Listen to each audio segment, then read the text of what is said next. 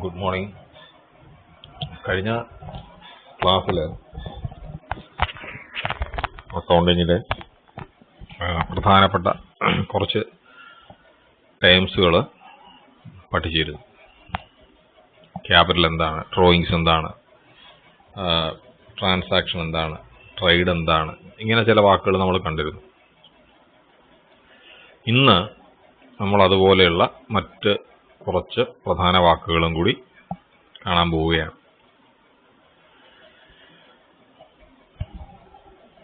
അപ്പോൾ അക്കൗണ്ടിങ്ങിൽ വളരെ കോമൺ ആയിട്ട് ഉപയോഗിക്കുന്ന മറ്റൊരു വാക്കാണ് ഡെപ്റ്റർ എന്ന് പറയുന്നത്. ഈ ഡെപ്റ്റർ എന്ന വാക്ക് തന്നെ ഡെപ്റ്റ് അല്ലെങ്കിൽ കടം. ഡെപ്റ്റ് എന്ന് പറഞ്ഞാൽ കടമാണ്. അപ്പം കടം എന്നുള്ളതിൽ നിന്നും ഇതുമായിട്ട് ബന്ധപ്പെട്ടിട്ടുള്ള ഒരു വാക്കാണ് ഡെപ്റ്റർ എന്ന് പറയുന്നത്.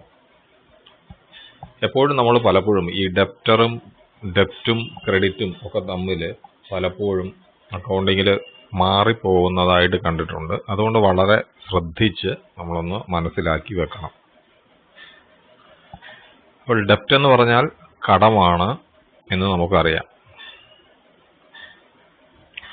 സോ ഡെപ്റ്റർ എന്ന് പറഞ്ഞു കഴിഞ്ഞാൽ കടക്കാരൻ എന്ന് പറയാം. കടക്കാരൻ എന്ന് പറഞ്ഞാൽ നമ്മളെപ്പോഴും ചിന്തിക്കുന്നത്, ഒരു കാര്യം ആലോചിക്കണം, അക്കൗണ്ടിങ്ങിൽ നമ്മളെപ്പോഴും ചിന്തിക്കുന്നത് from the point of view of A business ആണ്. ഒരു ബിസിനസിന്റെ കാഴ്ചപ്പാടിൽ നിന്നുകൊണ്ടാണ്, അതായത് നമ്മൾ ഒരു ബിസിനസ് ആണ് എന്ന് സങ്കല്പിച്ചുകൊണ്ട് അല്ലെങ്കിൽ ആ ഒരു കാഴ്ചപ്പാടിൽ നിന്നുകൊണ്ടാണ് അക്കൗണ്ട്സ് പ്രിപ്പയർ ചെയ്യുക. നമ്മളെപ്പോഴും ഒരു ബിസിനസ് ആണ് എന്ന് ചിന്തിക്കുക. ഇനിയും ഡെപ്റ്റർ എന്നുള്ള വാക്കിന്റെ ഡിക്ഷണറിയിൽ പറയുന്നത് debtor is a person. Person എന്ന് പറയുമ്പോൾ നേരത്തെ പറഞ്ഞല്ലോ, വ്യക്തി എന്ന് പറയുന്നത് ബിസിനസിനെയും ഒക്കെ വ്യക്തികളായിട്ടാണ് കണക്കാക്കുന്നത്. So debtor is a person or a business who owes something of value to another എന്നാണ് ഡിക്ഷണറിയിൽ പറയുന്നത്. Debtor is a person who owes something of value to another. മറ്റൊരാൾക്ക് പണം കൊടുക്കാനുള്ള ആ വ്യക്തിയെയാണ് ഡെപ്റ്റർ എന്ന് പറയുക. അപ്പോൾ ഒരു ബിസിനസിന്റെ കാഴ്ചപ്പാടിൽ നിന്നുകൊണ്ട് നമ്മൾ നോക്കുമ്പോൾ ഡെപ്റ്റർ എന്ന് പറഞ്ഞാൽ he is a person who owes money to the business, who owes money to us. നമുക്ക് പണം തരാനുള്ള ഇങ്ങോട്ട് തരാനുള്ള ആൾക്കാരെയാണ് നമ്മളുടെ ഡെപ്റ്റർ എന്ന് പറയുക. Okay, so debtor has a ഡെപ്റ്റ് or he has a legal obligation to pay the amount. നിയമപരമായിട്ട് ബാധ്യതയുള്ള, നമുക്ക് പണം തരാൻ കടപ്പെട്ടിരിക്കുന്ന അല്ലെങ്കിൽ നിയമപരമായിട്ട് ബാധ്യതയുള്ള ഒരു വ്യക്തിയെ നമ്മുടെ ഡെപ്റ്റർ എന്ന് പറയാം. അപ്പോൾ ഡെപ്റ്റർ എന്ന് പറഞ്ഞാൽ കടക്കാരൻ. നമ്മുടെ കയ്യിൽ നിന്നും പണമോ മറ്റു വസ്തുക്കളോ കടമായിട്ട് വാങ്ങിക്കൊണ്ടുപോയിരിക്കുന്ന ആൾക്കാരെയാണ് നമ്മുടെ ഡെപ്റ്റർ എന്ന് പറയുക.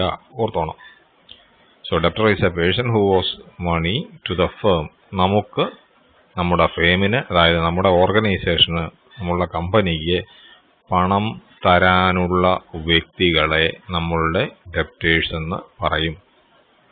സപ്പോസ് നമുക്കൊരു എക്സാമ്പിൾ നോക്കാം. Suppose mister X borrows ₹10,000 from us എന്ന് വിചാരിക്കുക. നമ്മുടെ കയ്യിൽ നിന്നും 10,000 രൂപ എക്സ് എന്ന് പറയുന്ന ആള് കടം വാങ്ങിക്കൊണ്ടുപോയി. അവിടെ എക്സ് എന്ന് പറയുന്ന വ്യക്തിയെ നമ്മളുടെ ഡെപ്റ്റർ ആയിട്ടാണ് കണക്കാക്കുന്നത്. Because he owes ₹10,000 to us. അല്ലെ, അദ്ദേഹം നമുക്ക് 10,000 രൂപ തരാൻ അദ്ദേഹത്തിന് ബാധ്യതയുണ്ട്. അപ്പോൾ നമ്മുടെ കയ്യിൽ നിന്നും പണം കടം വാങ്ങിയിരിക്കുന്ന വ്യക്തികളെ നമ്മുടെ ഡെപ്റ്റേഴ്സ് എന്ന് പറയും.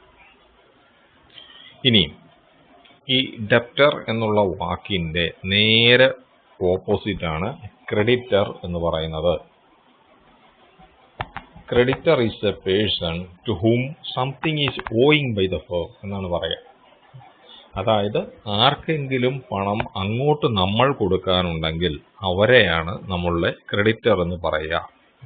So a creditor is a person to whom something is owing by the firm, or he is a person to whom money or goods are due. നമ്മൾ ആർക്കെങ്കിലും പണം കൊടുക്കാനുണ്ടെങ്കിൽ നമ്മൾ പണം കൊടുക്കാനുള്ള ആൾക്കാരെ, അതായത് നമുക്ക് കടമായിട്ട് സാധനങ്ങളോ സേവനങ്ങളോ പണമോ ഒക്കെ നമുക്ക് കടം തന്ന ആൾക്കാർ, അവർക്കാണല്ലോ നമ്മൾ തിരിച്ച് പൈസ കൊടുക്കേണ്ടത്. അങ്ങനെ നമ്മൾ ആരുടെയെങ്കിലും കയ്യിൽ നിന്നും കടം വാങ്ങിയിട്ടുണ്ടെങ്കിൽ നമുക്ക് കടം തന്ന വ്യക്തികളെയാണ് ക്രെഡിറ്റേഴ്സ് എന്ന് പറയുക.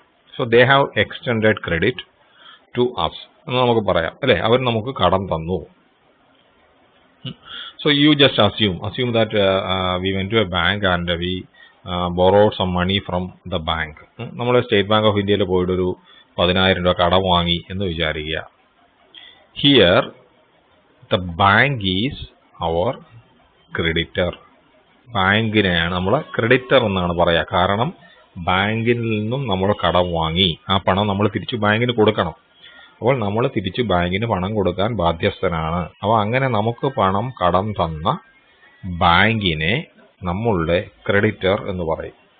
അല്ലെങ്കിൽ നമ്മൾ പ്രൊഡക്ഷൻ ആവശ്യത്തിനായിട്ട് നമ്മളെന്ന് പറയുന്നത്, ഞാൻ എപ്പോഴും ഓർക്കണേ, ഞാനെന്നോ ഒക്കെ പറയുന്നത് ഇവിടെ അക്കൗണ്ടിങ്ങിൻ്റെ പോയിന്റ് ഓഫ് വ്യൂവിൽ ഒരു സ്ഥാപനമാണ് എന്ന് ചിന്തിച്ചുകൊണ്ടാണ് പറയുക. അപ്പോൾ നമുക്കൊരു ബിസിനസ് സ്ഥാപനമുണ്ട്.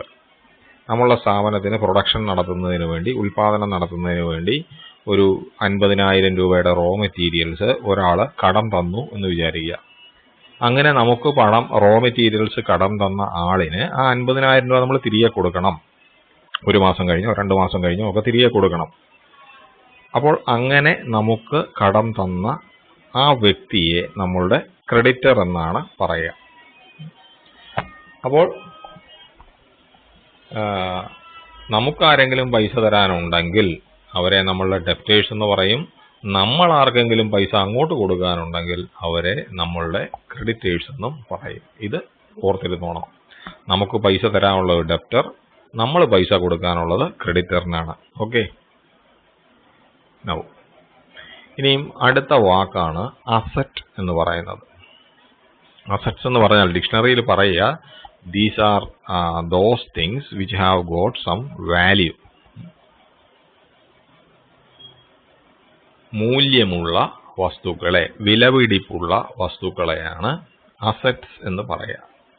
അപ്പോൾ അക്കൗണ്ടിങ്ങിൽ അസറ്റ് എന്ന് പറഞ്ഞു കഴിഞ്ഞാൽ ഒരു കമ്പനിയുടെ കമ്പനി മീൻസ് ഒരു സ്ഥാപനത്തിന്റെ ഉടമസ്ഥതയിലുള്ള വിലപിടിപ്പുള്ള വസ്തുക്കളെ ആ സ്ഥാപനത്തിന്റെ അസറ്റ്സ് എന്ന് നമ്മൾ പറയും. വിലപിടിപ്പ് വസ്തുക്കളെന്ന് ഉദ്ദേശിക്കുന്നത് എന്ത് വേണമെങ്കിലും ആകാം കേട്ടോ. ഒരു ടാഞ്ചിബിൾ ഒരു ഫിസിക്കൽ ഒബ്ജക്റ്റ് എന്നുള്ള അർത്ഥത്തിലല്ല ഞാൻ പറഞ്ഞത്. ഒരു ബിസിനസിന്റെ ഉടമസ്ഥതയിലുള്ള എന്തിനേയും, വിലപിടിപ്പുള്ള എന്തിനേയും നമുക്ക് ആ ബിസിനസിന്റെ അസറ്റ് എന്ന് പറയാം.